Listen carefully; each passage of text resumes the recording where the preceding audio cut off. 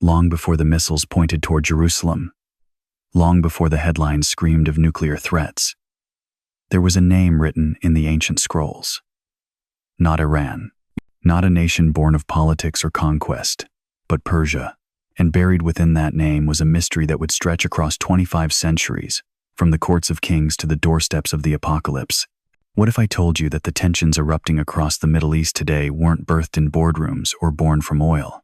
What if the hatred, the alliances, the weapons pointing toward the Holy Land were all foretold? What if every headline you've read, every missile that's been fired, every threat that's been whispered in the halls of power was already written in the scriptures, not as prediction, but as divine blueprint? The prophet Ezekiel saw it, 2,600 years ago, in exile, in chains, far from his homeland. He was given a vision that would make your blood run cold. He saw nations rising. He saw alliances forming. He saw armies marching.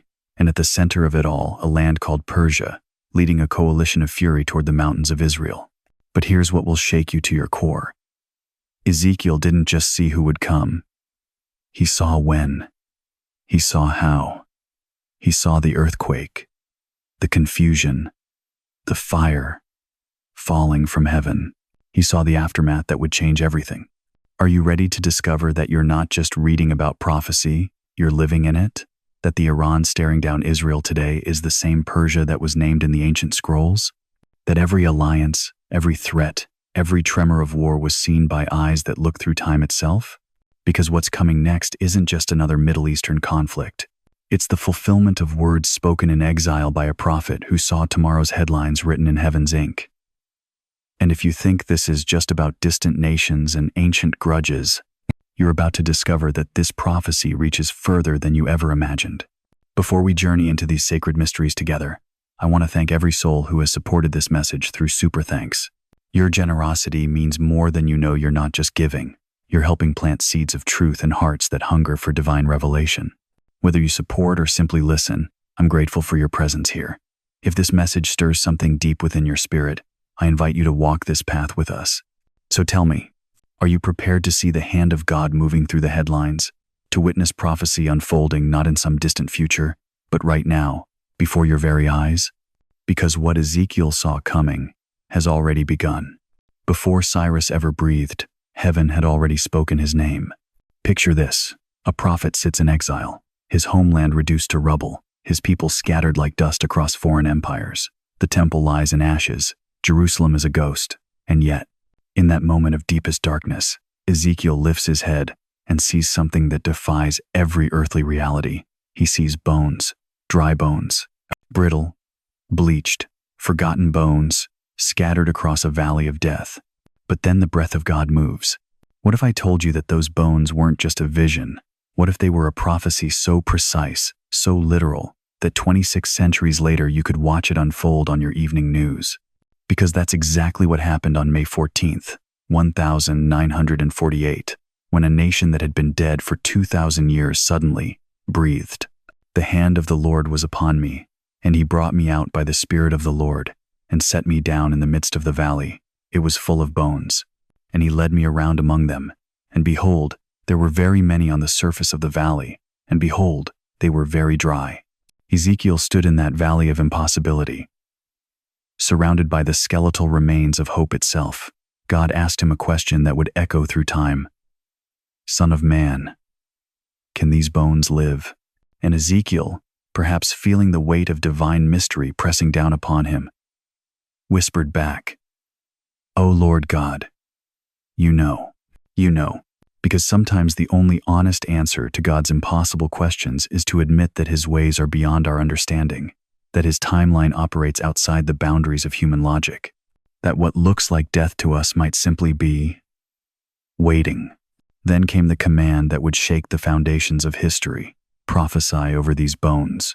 And as Ezekiel spoke the words God gave him, something began to happen that no military strategist, no political analyst, no empire in human history could have orchestrated. There was a sound, a rattling. Bone began to move toward bone. Sinew appeared.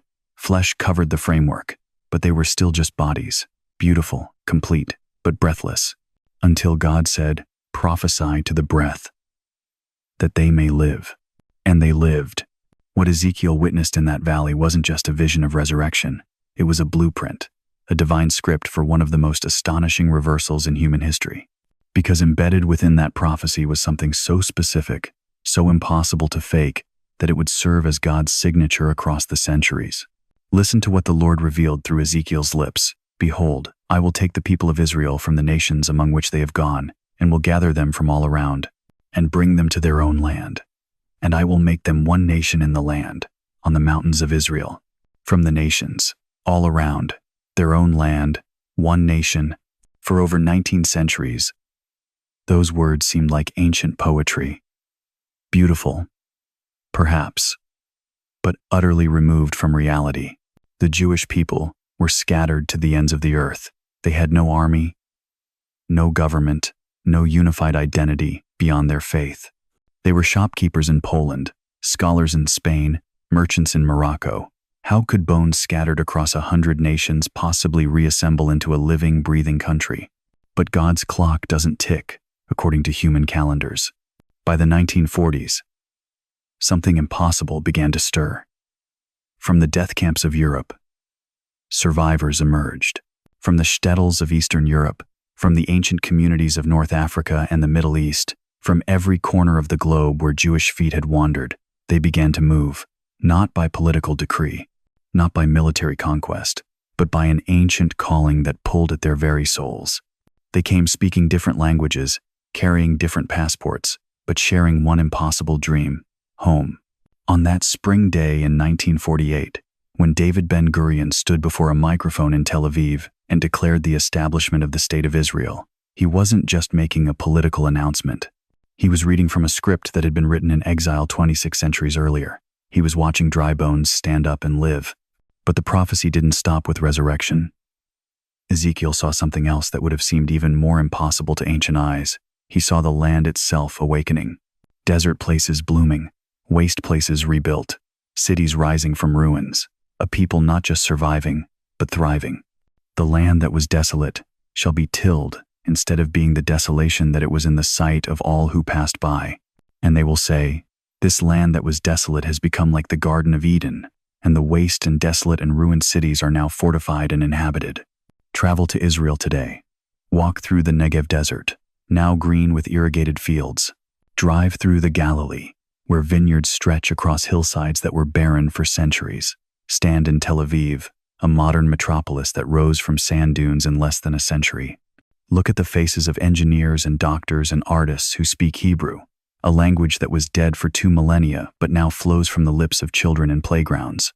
You're not just looking at a country. You're witnessing the fulfillment of prophecy so literal, so precise, that it leaves no room for coincidence. But here's what should make your soul tremble. If God could fulfill the impossible prophecies about Israel's restoration with such breathtaking accuracy, what does that tell us about the prophecies that haven't been fulfilled yet? What about the darker scrolls that speak of wars yet to come? What about the nations that Ezekiel saw rising against the reborn Israel? Because the same voice that whispered life into dry bones also spoke of armies gathering in the latter days. The same God who promised restoration also warned of invasion. The same prophet who saw Israel's resurrection also witnessed her final trial. And in those visions, one name appears again and again, written across the pages of judgment and redemption alike. A name that today fills our headlines with fear and fury. A land that was once called to be Israel's deliverer, but that has now become her greatest threat. But even as Israel rose from the ashes, a darker scroll was waiting to be unsealed.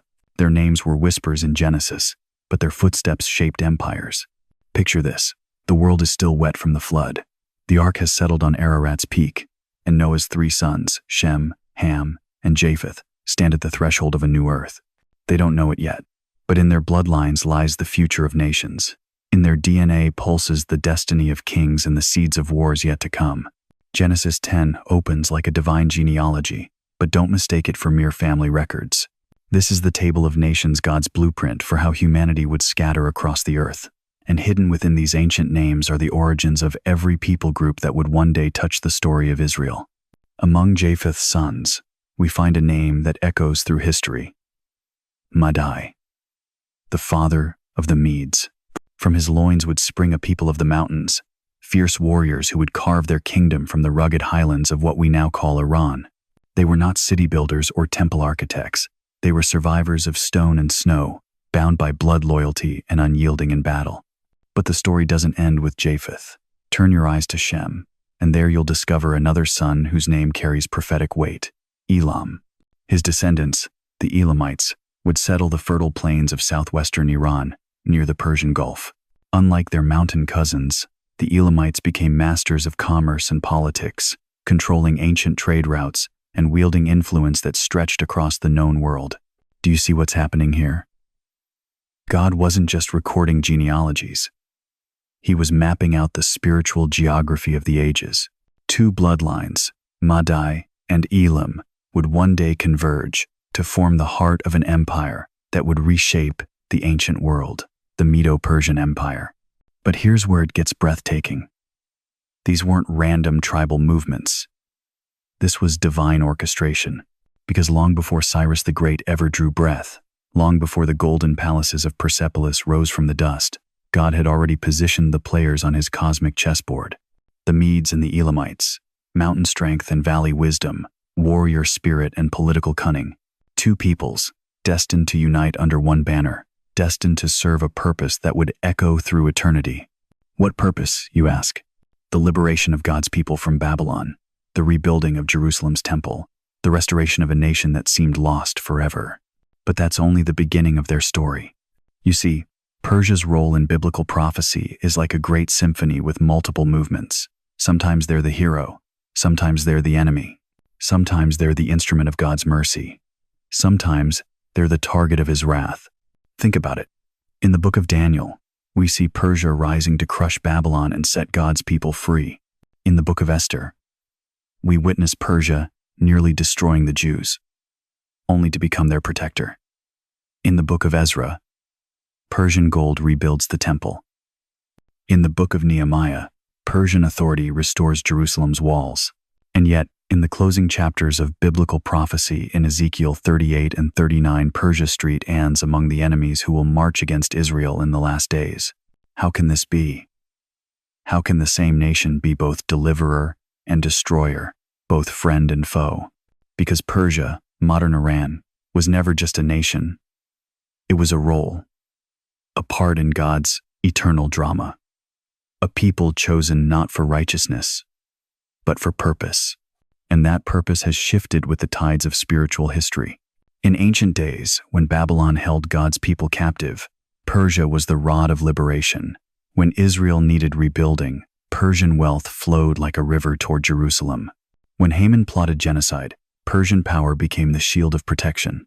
But prophecy tells us that in the end times, when Israel stands alone against the nations, Persia will have chosen a different path. The same bloodlines that once freed the captives will march with those who seek to destroy them. Madai and Elam. Their names were written in Genesis, but their destiny was sealed in Ezekiel. Do you feel the weight of this? The same genetic threads that God used to deliver his people from Babylon will one day be woven into the armies that threaten to destroy them. It's not irony. It's prophecy. It's the complex, beautiful, terrible way that God uses even opposition to accomplish his ultimate will. And here's what should make your heart tremble.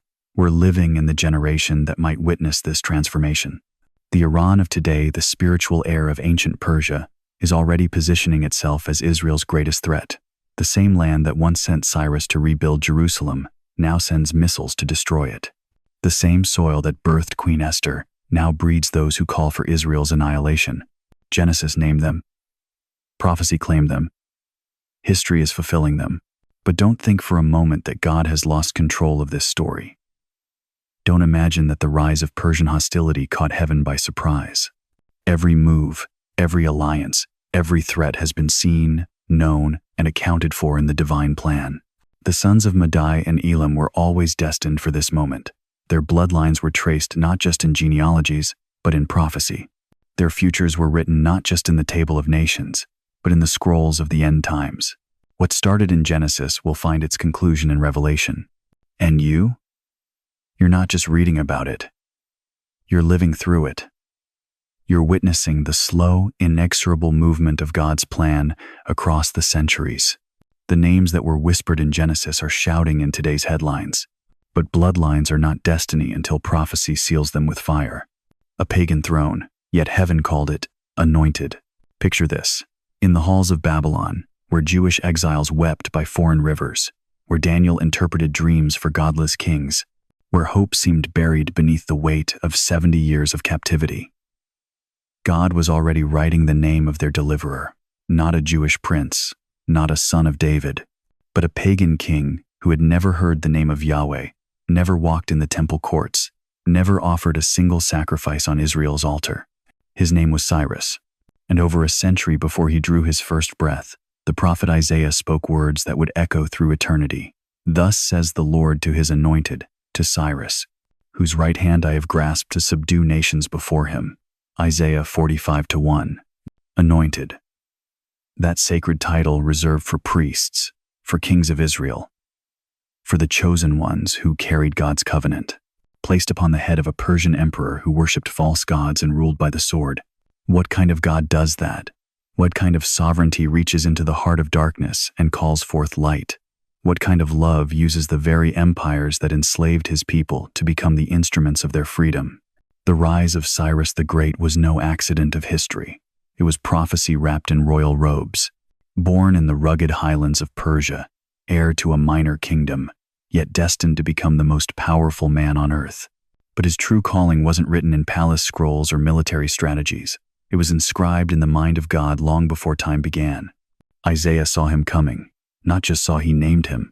Over 150 years before Cyrus conquered his first city, before he united the Medes and Persians, before he ever heard of Jerusalem or its exiled people, Isaiah declared, "He is my shepherd, and he shall perform all my pleasure, saying to Jerusalem, you shall be built, and to the temple, your foundation shall be laid."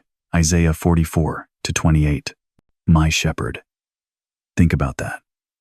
The same God who called David a man after his own heart now calls a pagan king his shepherd. The same voice that spoke to Moses from the burning bush now whispers the name of a Persian conqueror into the heart of his prophet. But this wasn't just about one man's destiny. This was about the mysterious ways of divine sovereignty, about a God whose purposes transcend bloodlines and borders, whose mercy reaches beyond the boundaries of covenant to accomplish what seems impossible. When Cyrus finally rose to power, sweeping across the ancient world like a storm of divine judgment, he had no idea he was fulfilling prophecy. He thought he was building an empire. He believed he was expanding his kingdom, but heaven knew better. Every victory, every conquest, every strategic move was guided by an unseen hand toward one ultimate purpose, the liberation of God's people. The night Babylon fell, when Belshazzar trembled at the writing on the wall, when the mighty city crumbled without a single siege engine breaking its walls, Cyrus walked into the throne room of the greatest empire on earth. But he didn't just inherit a kingdom. He inherited a divine assignment written in the stars before he was born. And then came the decree that shattered the silence of exile. Ezra 1-2-3 records the words that rang out from the Persian court. Thus says Cyrus, king of Persia, all the kingdoms of the earth the Lord God of heaven has given me. And he has commanded me to build him a house at Jerusalem which is in Judah. Who is among you of all his people? May his God be with him, and let him go up to Jerusalem. Can you imagine the moment those words reached the ears of the exiles? 70 years of captivity, 70 years of wondering if God had forgotten his promises, 70 years of watching their children grow up in foreign lands, speaking foreign tongues, serving foreign gods. And then, freedom. Not just permission to leave, but a royal command to rebuild. Not just liberty, but funding. Not just escape, but restoration. Cyrus didn't just open the prison doors. He paid for the temple. He returned the sacred vessels that Nebuchadnezzar had stolen. He appointed Zerubbabel, a descendant of David's royal line, to lead the reconstruction. This wasn't political calculation. This was divine orchestration, prophecy unfolding like a scroll written before the foundation of the world. But here's what will take your breath away. Cyrus never converted. He never worshipped in the temple he funded. He never offered sacrifices to the God whose name he proclaimed in his decree. He remained a pagan king serving pagan gods, yet somehow, mysteriously, he became one of the most important figures in Israel's salvation history. What does this tell us about the reach of God's sovereignty? What does it reveal about his ability to use even those outside the covenant to accomplish his eternal purposes? Isaiah captured it perfectly. For Jacob, my servant's sake, and Israel, my elect, I have even called you by your name. I have named you, though you have not known me. Isaiah 45:4. Though you have not known me. There it is, the mystery of divine grace working through unlikely vessels. God doesn't require our permission to use us. He doesn't need our understanding to accomplish his will. He can take the heart of a king who has never prayed to him and turn it like waters in his hand toward purposes that exceed human comprehension. When the first wave of exiles returned to Jerusalem, when they laid the foundation of the second temple, when they wept and shouted for joy simultaneously as the cornerstone was placed, they were witnessing more than construction. They were seeing the faithfulness of a God who keeps his promises across centuries, who uses emperors as his servants, and calls pagans his anointed ones. But Cyrus was more than just Israel's deliverer. He was a prophetic type, a shadow pointing to something greater. For if God could anoint a Gentile king to restore his people's homeland, how much more would he anoint his own son to restore their hearts? If a Persian emperor could rebuild the temple made with hands, how much greater would be the one who would rebuild the temple of human souls? The spirit that moved through Cyrus, that divine compulsion to restore what was broken, to rebuild what was destroyed, to call forth life from the ashes of judgment, was the same spirit that would one day descend upon another king, one who would not just restore a city but redeem a world. Yet even as we marvel at God's use of this pagan emperor, even as we stand in awe of his sovereignty to work through the most unlikely instruments, we must ask ourselves, what happens when those same instruments turn against their divine purpose? What occurs when empires once used for mercy become engines of rebellion? But Persia's mercy would not last forever. Another spirit was rising. A young orphan entered the throne room, and history held its breath. Picture her Hadassah, called Esther, walking through the marble corridors of Susa, the jewel of the Persian Empire. Her footsteps echoed where once Cyrus had walked, where Daniel had interpreted dreams, where the fate of nations had been decided with the stroke of a royal pen. But this was no longer the Persia of deliverance. This was a kingdom where shadows had begun to grow long, where the spirit of protection had twisted into something darker. The year was approximately 474 BC. Xerxes ruled from his golden throne, the same king who had marched 1 million men against Greece, only to watch his dreams sink beneath the waves at Salamis. Wounded pride makes dangerous kings, and in his court, something ancient was stirring, a hatred older than empires, deeper than politics, more patient than time itself. Enter Haman the Agagite, descendant of Amalek, carrier of a generational curse. When scripture calls him an Agagite, it's not just noting his ancestry, it's revealing his spiritual DNA. Amalek, the first nation to attack Israel after the Exodus, the people God commanded to be utterly destroyed because they struck at the weak and weary. That spirit, that systematic, calculating hatred of God's chosen had survived Saul's incomplete obedience, survived centuries of exile, and now sat at the right hand of the most powerful throne on earth. What if the gallows were never just about one man's wounded pride? What if they were the culmination of a spiritual war that had raged since Eden? Watch how it unfolds.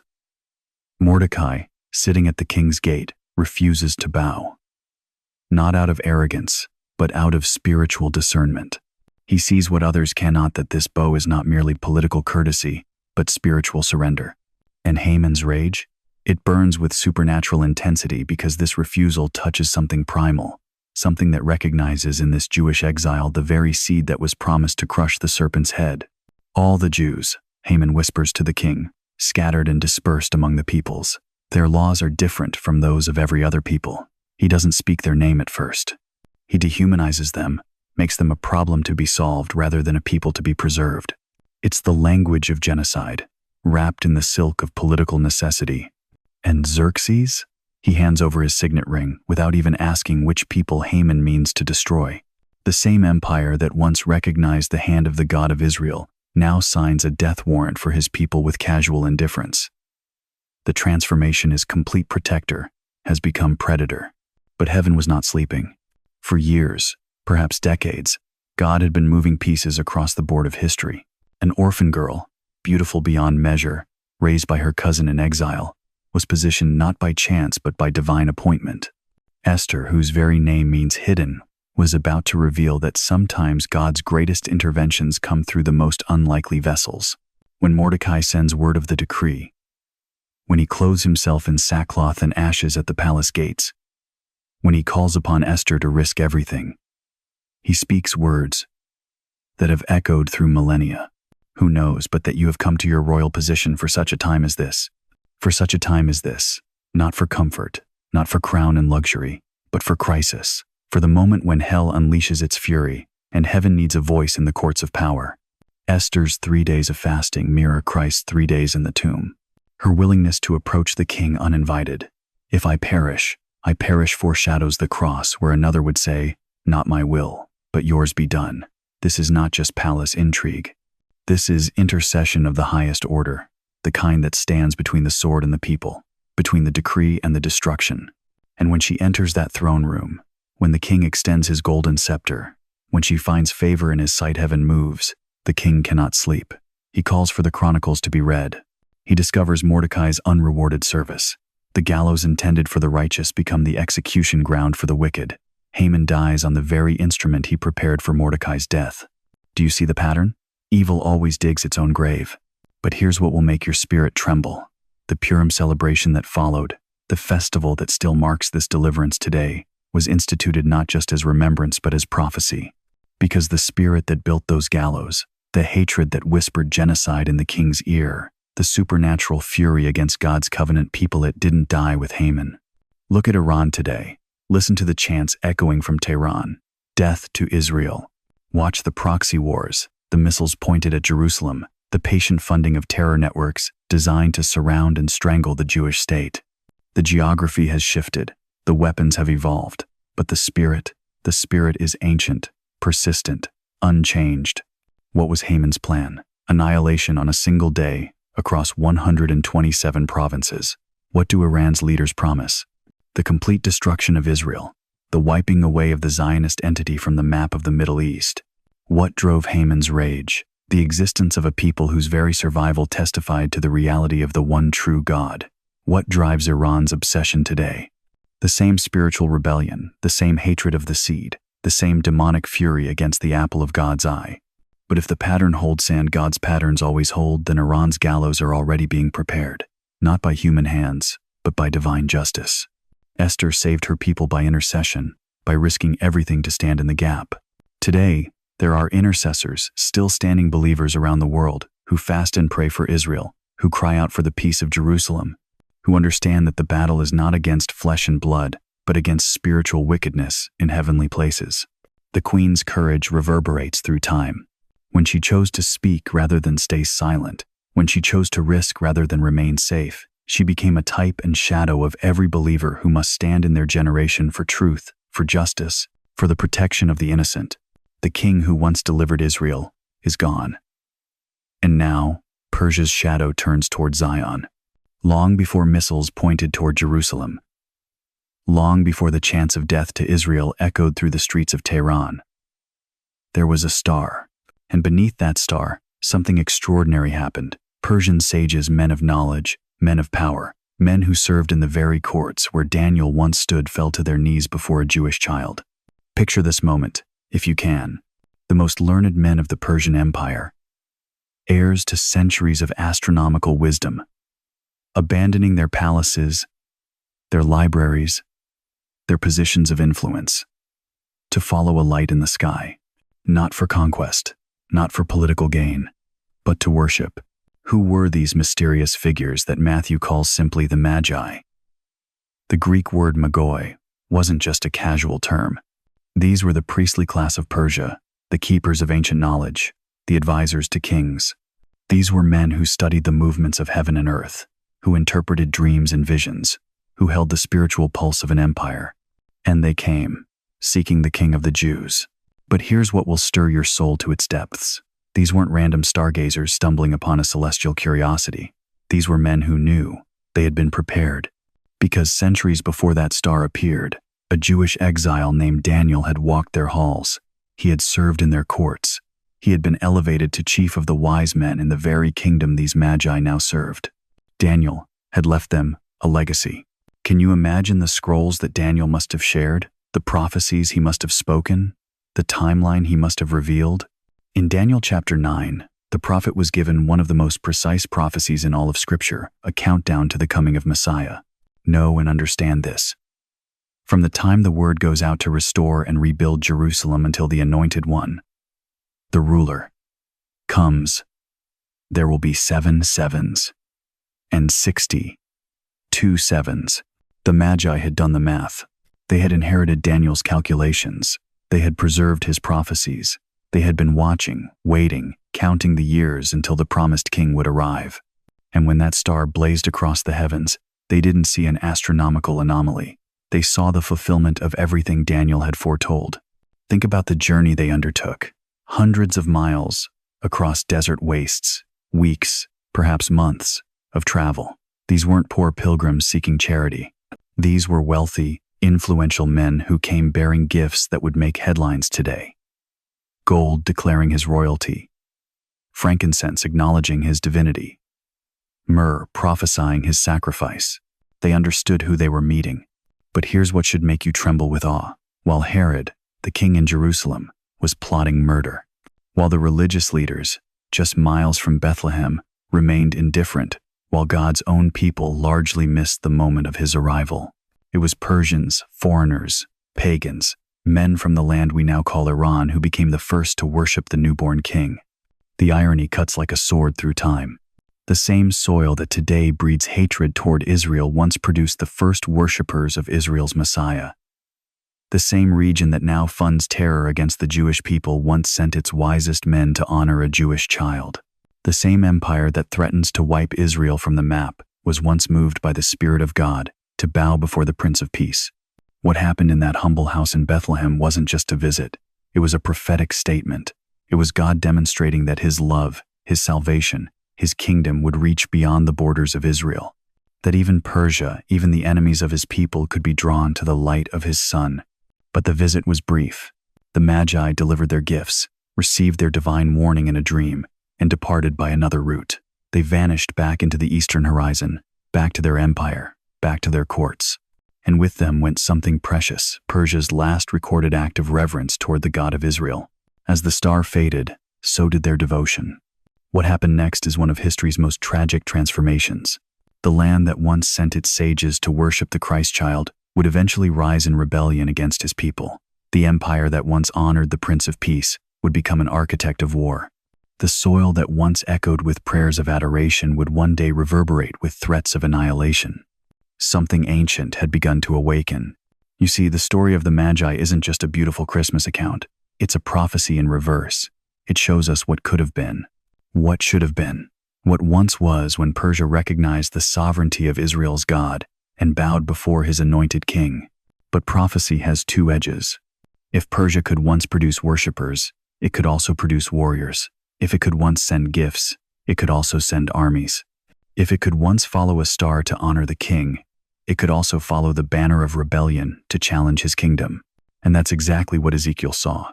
In his vision of the end times, he didn't see random nations rising against Israel. He saw specific lands, specific peoples, specific spiritual forces that had once touched the covenant of God and turned away. The Magi knew the truth. They held it in their hands. They saw it with their eyes. They worshipped in its presence. And then they carried that truth back to a land that would, in time, forget everything they had learned. What does this mean for us today? When you watch the news and see Iran's leaders threatening Israel, remember Bethlehem. When you hear the rhetoric of hatred and see the weapons of war, remember the gifts of gold, frankincense, and myrrh. When you witness the spiritual battle that rages in the Middle East, remember that there was once a moment, one shining moment, when Persia and Israel knelt together before the same king. The tragedy isn't just political, it's prophetic. Because the same God who moved Persian hearts to seek his Son is the same God who will one day judge those who lift their hands against his people. The same star that once guided Magi to worship will one day herald the return of the king they honored. And when that day comes, every knee will bow not in reverence, but in recognition of the truth the Magi discovered in a stable in Bethlehem. But as the star faded, so did Persia's reverence. And something ancient began to awaken. The prayer of one man shook heaven and exposed a spirit ruling nations. There are moments in Scripture when the veil between the seen and unseen grows thin, when the curtain is pulled back and we glimpse the true war raging behind our headlines. Daniel chapter 10 is one such moment, and what it reveals about Persia, about Iran, will change the way you see every missile launch, every threat, every alliance forming in today's Middle East. Picture this: an old man by a river, weathered by exile, broken by the weight of his people's captivity. For 21 days, Daniel had been fasting, mourning, seeking God's face. No pleasant food passed his lips. No wine touched his tongue. His heart was heavy with questions that had no earthly answers. Why was his people's restoration delayed? Why did the promises seem to tarry? And then, on the banks of the Tigris River, heaven tore open. A being of terrifying glory appeared before him, his face like lightning, his eyes like torches of fire, his voice like the sound of a multitude. This was no ordinary angel. This was a messenger from the throne room of the Almighty, carrying words that had been sealed in heaven's council chambers. But here's what will stop your heart. This divine messenger brought news of a battle, not a war fought with swords and shields, but a cosmic confrontation that had been raging in the heavens while Daniel prayed. For 21 days, the exact length of Daniel's fast, this angel had been locked in supernatural combat with a force so dark, so ancient, that Scripture gives it a name that should make us tremble: the Prince of Persia. Listen carefully to the angel's words in Daniel 10:13. The prince of the kingdom of Persia withstood me 21 days. This wasn't a human ruler. This wasn't Cyrus or Darius sitting on an earthly throne. This was a territorial spirit, a demonic principality assigned to the Persian Empire, with authority so vast it could delay the very messengers of God. Do you understand what this means? Behind every empire, behind every nation, behind every political power, there are invisible forces at work, spiritual authorities that shape the destiny of peoples and the hearts of kings. The Prince of Persia wasn't just ruling from a palace in Susa, he was ruling from the realm of darkness, orchestrating opposition to God's plans from dimensions we cannot see. And here's the revelation that should shake you. If there was a Prince of Persia in Daniel's time, what spirit rules over Iran today? For 21 days, this demonic prince held back heaven's answer to Daniel's prayer. For 21 days, he resisted the purposes of the Most High. But when Michael the archangel joined the battle, one of the chief princes of heaven, the resistance was broken, the message was delivered, and Daniel was given a glimpse into the spiritual machinery that moves nations like chess pieces across the board of history. This is why Iran's hatred for Israel runs deeper than politics. This is why their threats carry a spiritual venom that seems to come from hell itself. Behind the Ayatollahs and the missiles, behind the proxy wars and the nuclear ambitions, the same ancient spirit that once withstood God's angel still whispers in the corridors of power. The Prince of Persia never died. He simply found new vessels, new voices, new ways to resist the purposes of God. Think about it. Daniel was praying for the restoration of Jerusalem, for the rebuilding of the temple, for the return of God's people to their land. And the Prince of Persia fought against that prayer with everything in his arsenal. Today, as Israel stands restored in their ancient homeland, as Jerusalem pulses with life again, that same spirit burns with the same ancient rage. But here's what the enemy of our souls doesn't want you to understand. His resistance is actually confirmation. The very fact that dark powers fight so hard against God's purposes proves those purposes are real. The intensity of hell's opposition to Israel is testimony to the reality of heaven's covenant with Abraham, Isaac, and Jacob. When you see Iran's leaders frothing with hatred as they speak of wiping Israel off the map, you're not just witnessing human animosity. You're seeing the manifestation of a spiritual war that has been raging since before the foundations of the world. You're watching the Prince of Persia, still fighting the same battle he fought when Daniel knelt by the river. And this changes everything about how we pray, how we watch, how we prepare. Daniel's encounter reveals that our warfare is not against flesh and blood, but against principalities, against powers, against the rulers of the darkness of this world. When we see Iranian missiles fired toward Jerusalem, when we watch their proxies encircle Israel like vultures, when we hear their threats echoing through the halls of the United Nations, we must remember, behind every human face is a spiritual force. Behind every political decision is a cosmic chess move. But Daniel 10 doesn't end in defeat. It ends in revelation. The angel delivers his message despite the prince of Persia's opposition. The plans of God move forward despite the resistance of hell. And Michael, the archangel, Israel's guardian prince, stands ready to fight again when the final battle comes. This is why you cannot understand Iran through the lens of mere geopolitics. This is why their obsession with Israel defies rational explanation. This is why their alliance with Russia, their support for terror, their pursuit of nuclear weapons, all seem to converge on one target: the land where God placed his name forever.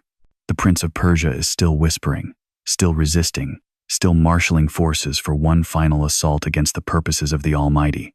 But he's fighting a war he's already lost, leading a rebellion that was defeated at Calvary, gathering armies for a battle whose outcome was determined before time began. When Daniel prayed, heaven moved. When heaven moved, hell trembled. And when the smoke clears from this ancient war, it will be the God of Abraham, Isaac, and Jacob who stands victorious, and his people Israel who inherits the promises that no demon in hell can revoke. And when that spirit stirs again, it calls forth allies to form a final storm. It will come like a cloud, a coalition of wrath, but heaven is watching. There are moments in history when the veil between earth and eternity grows thin, when the footsteps of angels echo through the corridors of time, and the breath of God stirs the dust of ancient battlefields. We stand now at the threshold of such a moment, because hidden in the 26th chapter of Ezekiel lies a vision so terrifying, so precise, that it reads like tomorrow's headlines written in yesterday's ink. The prophet saw it all.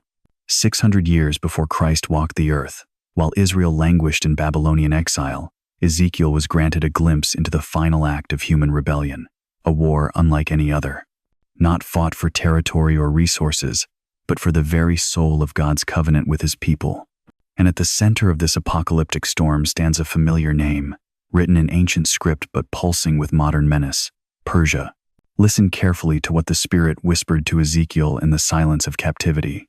Son of man, set your face against Gog, of the land of Magog, the prince of Rosh, Meshech, and Tubal, and prophesy against him.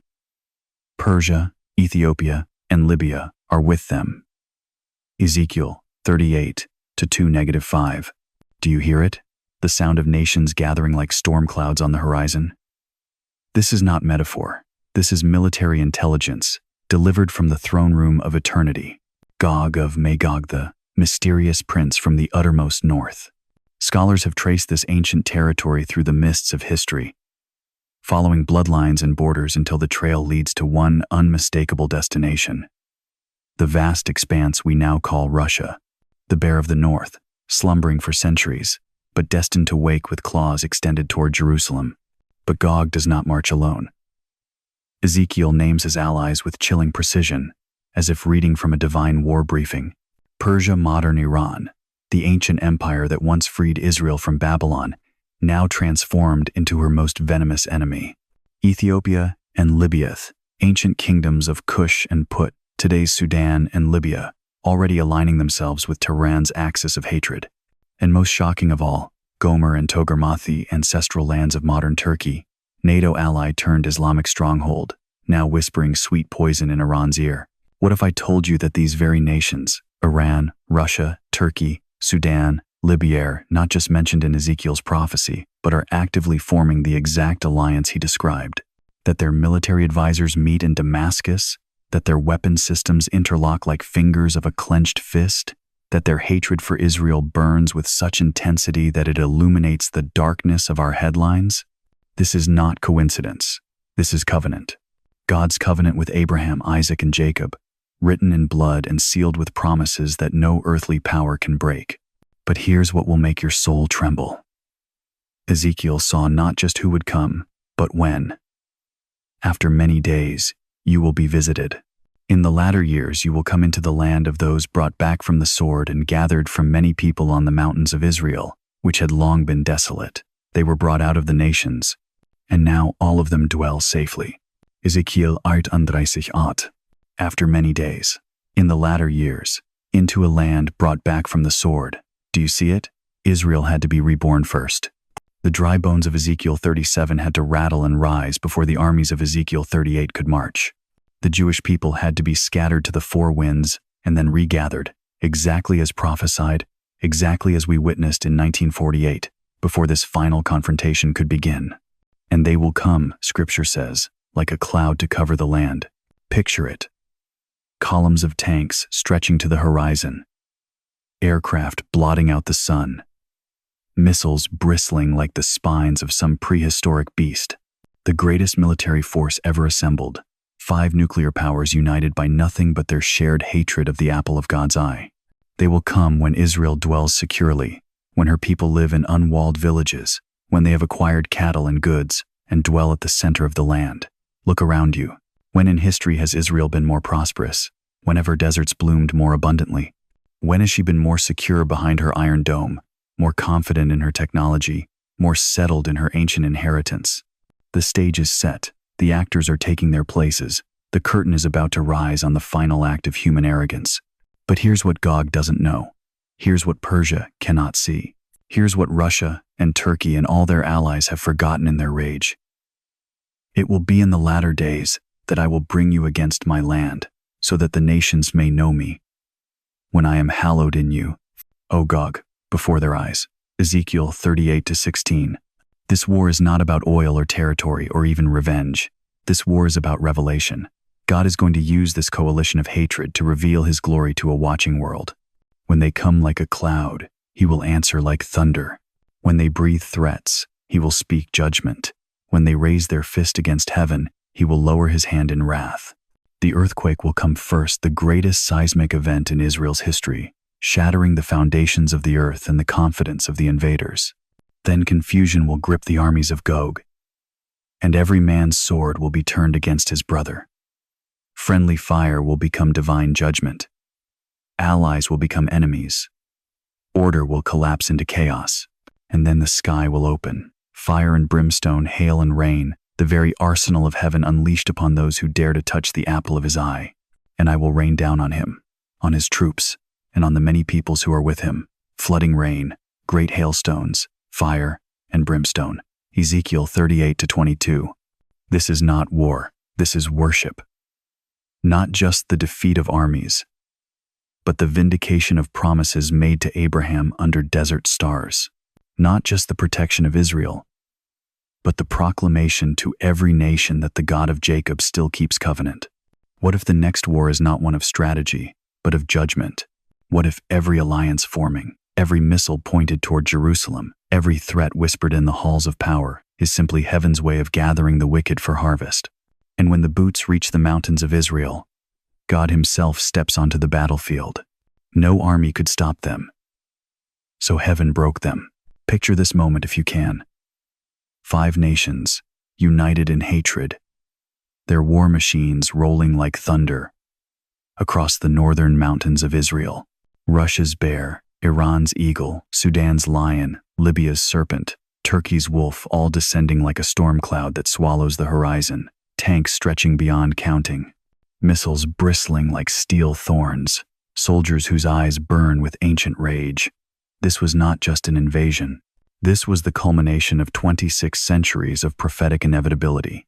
The mountains of Israel trembled under the weight of their approach. The Golan Heights, those sacred hills where Abraham once walked, where Jesus once taught, now bore witness to the largest military coalition in human history. Ezekiel had seen this moment in exile, in chains, when Babylon held God's people captive. He had watched through the lens of divine revelation as empires yet unborn marched toward a land that would one day bloom again.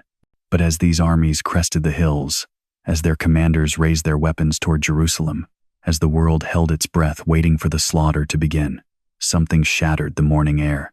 Not the roar of jets, not the thunder of artillery, but the voice of the Creator himself, speaking from the throne that towers above all earthly kingdoms. I will call for a sword against Gog throughout all my mountains, declares the Lord God in Ezekiel 38-21. Every man's sword will be against his brother. And then the earth moved. Not a tremor, not a minor shift, but an earthquake so violent, so unprecedented, that it would dwarf every seismic event in Israel's recorded history. The ground beneath the coalition armies didn't just shake, it convulsed. Mountains split. Valleys yawned open like the mouth of the abyss. Tank treads lost their grip. Communications towers toppled. Command centers crumbled. In seconds, the most coordinated military operation in history became chaos incarnate. Can you imagine being there? Can you picture the confusion rippling through rank after rank of soldiers as the very earth rejected their presence? This was not warfare. This was judgment. This was the God of Abraham, Isaac, and Jacob rising from his throne to defend the apple of his eye. But the earthquake was only the beginning.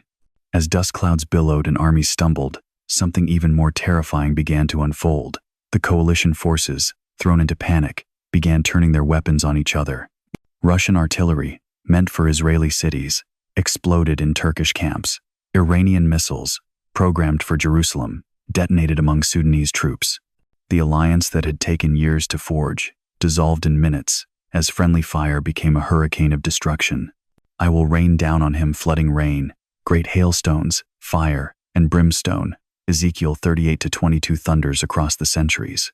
And from the skies above the Golan Heights, something fell that had not been seen since Sodom and Gomorrah burned in the days of Abraham.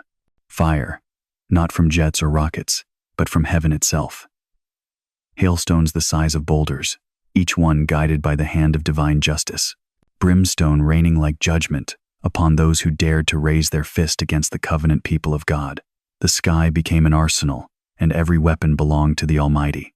What would you have felt, watching from the walls of Jerusalem, seeing 5 armies reduced to ash and confusion without Israel firing a single shot? What would you have thought as you witnessed the God of your fathers fighting as he had not fought since the days of Joshua, when the sun stood still and Israel's enemies fell like grain before the harvest? But here's where the prophecy takes a turn that chills the blood and raises questions that echo into our own time. Because what Ezekiel describes next sounds less like ancient warfare and more like something ripped from tomorrow's headlines. The aftermath, the cleanup, the 7 months of silence. In Ezekiel 39-11-16, we read something unprecedented in biblical literature, a detailed protocol for handling the dead. Not the fallen of Israel, but the remains of the coalition that dared to touch God's anointed land. And the procedure is unusual. 7 months. That's how long Israel waits before beginning to bury the dead. 7 months of bodies lying exposed on the mountains where they fell. Why the delay? Why the hesitation to clear their own borders? And when the cleanup finally begins, it follows a pattern that would sound familiar to anyone versed in modern hazardous material protocols. Search teams are deployed, but they don't touch the bodies. They simply mark their locations. Then specialized burial crews come later to handle the actual remains, taking them to a designated area east of the Dead Sea, far from populated regions. Does this sound like typical battlefield cleanup to you? Or does it sound eerily like the procedures we follow today when dealing with radioactive contamination? When toxic materials require careful handling, protective equipment, and isolation from civilian populations.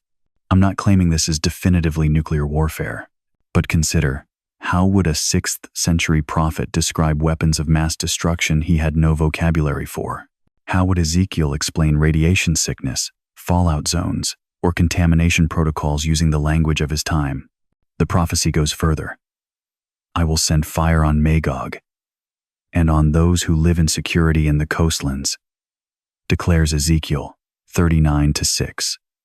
Fire falling not just on the battlefield, but on distant nations. People who thought themselves safe, insulated by oceans and geography, suddenly finding themselves caught in a conflagration they never saw coming. Coastlands, nations across the seas. Could this be speaking of us? Of America? Of Europe? Of powers that watch this Middle Eastern conflict from afar, believing themselves immune to its consequences? What if this war, this divine intervention, triggers something global? What if the fire that consumes the coalition doesn't stop at Israel's borders but spreads like judgment across a world that has forgotten how to fear the living God? Standing in the smoking ruins of what was once the most powerful military coalition in history, Israel will look up from the ashes and see something they have not seen clearly for 2 millennia. The hand of their God, still stretched out to defend them, still fighting their battles, still keeping the promises he made to Abraham under the stars of Mesopotamia. From that day forward, the house of Israel shall know that I am the Lord their God.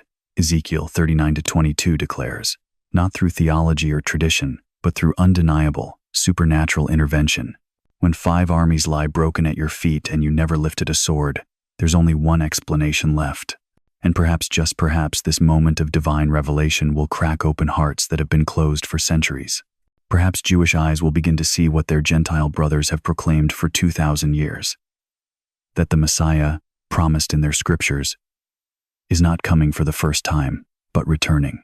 That Jesus of Nazareth, rejected by his own generation, will be recognized by the generation that witnesses this divine deliverance. Conclusion. And so the ancient scroll closes, but not on the story, only on the chapter we have been given to read. From the mists of Genesis to the fire of Revelation, we have traced a thread of scarlet through the tapestry of time, a thread that began in the bloodlines of Japheth and Shem, wound through the courts of Babylon, gleamed in the crown of Cyrus, trembled in the courage of Esther, and now stretches taut across the headlines of our own troubled age. Persia, Iran, the same soil, the same soul, but walking a different path with each turning of history's wheel. Once, she was the golden key that unlocked Israel's prison gates. The hand of heaven moved through pagan kings, and Cyrus became God's anointed Gentile shepherd for scattered sheep. The temple rose again because Persia willed it. The exiles came home because Persia funded it. God used a nation that did not know him to fulfill promises he made to those who did. But the wheel turned. Hearts hardened. The same soil that once sprouted deliverance began to cultivate rebellion. The nation that freed captives became the captor of its own people. The empire that rebuilt temples now threatens to tear them down. And in the prophetic vision of Ezekiel, we see Persia standing not as Israel's deliverer, but as her destroyer, marching with Gog in that final, futile charge against the mountains of God. Yet even here, in judgment, mercy whispers. For what is the war of Gog and Magog but the last act of human pride before divine intervention? What is that supernatural defeat but God clearing the stage for something greater? The same God who once spoke through a burning bush will speak through falling fire. The same hand that parted seas will part the heavens. And when the dust settles, when the armies lie silent, when the earth stops trembling from the footsteps of the Almighty, what then? Does the story end in ash and judgment? Or does it begin again in the recognition that runs deeper than politics, stronger than hatred, more enduring than empires? From that day forward, the house of Israel shall know that I am the Lord their God. Ezekiel 39-22. Could it be that Persia's final chapter has not yet been written? That the same soil which gave birth to Magi, who sought the Christ child, might one day bow again before his throne? That the nation now closed to the gospel might one day fling wide its doors to the Prince of Peace? We cannot know, we can only watch and pray, and remember that the God who calls stars by name also calls nations by destiny, and sometimes that destiny unfolds across millennia, through judgment and mercy, through rebellion and redemption, until even the hardest heart finds its way home. You have witnessed tonight more than history. You have seen the hand of providence moving through time like a master painter, each stroke deliberate, each color chosen, each shadow cast with eternal purpose. From Abraham's tent to modern Tehran, from Cyrus's decree to tomorrow's headline sit, is all one story. The story of a God who will not let his promises fall to the ground. We live in prophetic days, you and I. Days when ancient words pulse with modern meaning. Days when the scroll of Ezekiel reads like tomorrow's news. Days when the dust of centuries speaks louder than the voices of politicians. So watch, be alert, keep your lamps trimmed and your hearts tender. For if Persia can rise from dust to empire, from enemy to instrument, from instrument back to enemy, who can say what transformation awaits when the King of Kings takes his throne? The prophecies are not ending, they are awakening. And somewhere in the silence between judgment and mercy, Israel will look up from the ashes and see something they have not seen clearly for 2 millennia. The hand of their God, still stretched out to defend them, still fighting their battles, still keeping the promises he made to Abraham under the stars of Mesopotamia. From that day forward, the house of Israel shall know that I am the Lord their God. Ezekiel 39-22 declares, not through theology or tradition, but through undeniable, supernatural intervention. When 5 armies lie broken at your feet and you never lifted a sword, there's only one explanation left. And perhaps, just perhaps, this moment of divine revelation will crack open hearts that have been closed for centuries. Perhaps Jewish eyes will begin to see what their Gentile brothers have proclaimed for 2,000 years. That the Messiah, promised in their scriptures, is not coming for the first time, but returning. That Jesus of Nazareth, rejected by his own generation, will be recognized by the generation that witnesses this divine deliverance. Conclusion. And so the ancient scroll closes, but not on the story, only on the chapter we have been given to read. From the mists of Genesis to the fire of Revelation, we have traced a thread of scarlet through the tapestry of time, a thread that began in the bloodlines of Japheth and Shem, wound through the courts of Babylon, gleamed in the crown of Cyrus, trembled in the courage of Esther, and now stretches taut across the headlines of our own troubled age. Persia, Iran, the same soil, the same soul, but walking a different path with each turning of history's wheel. Once, she was the golden key that unlocked Israel's prison gates. The hand of heaven moved through pagan kings, and Cyrus became God's anointed Gentile shepherd for scattered sheep. The temple rose again because Persia willed it. The exiles came home because Persia funded it. God used a nation that did not know him to fulfill promises he made to those who did. But the wheel turned. Hearts hardened. The same soil that once sprouted deliverance began to cultivate rebellion.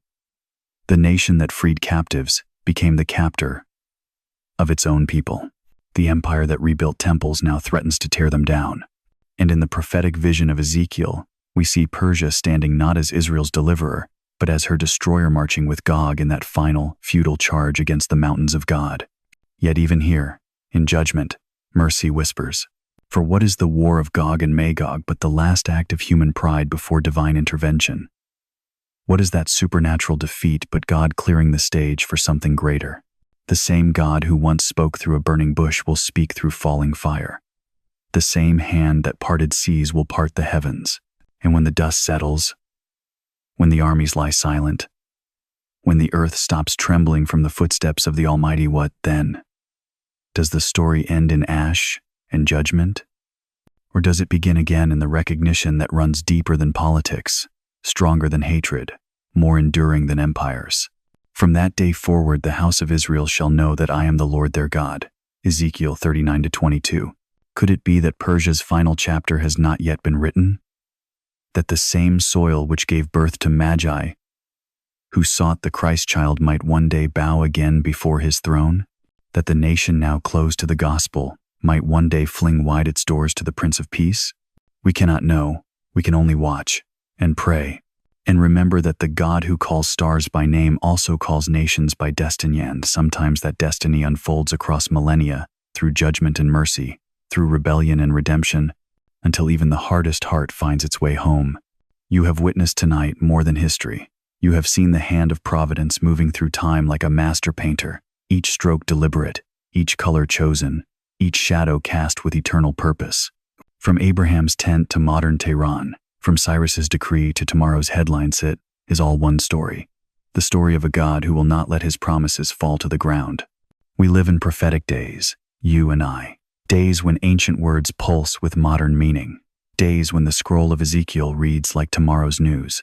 Days when the dust of centuries speaks louder than the voices of politicians. So watch, be alert, keep your lamps trimmed and your hearts tender. For if Persia can rise from dust to empire, from enemy to instrument, from instrument back to enemy, who can say what transformation awaits when the King of Kings takes his throne? The prophecies are not ending, they are awakening. And somewhere in the silence between judgment and mercy, between the last page of human history and the first verse of eternal worship, even Persia's name may be called again. Because in God's hand, even ashes can become altars, and Persia's flame may rise again, this time in worship.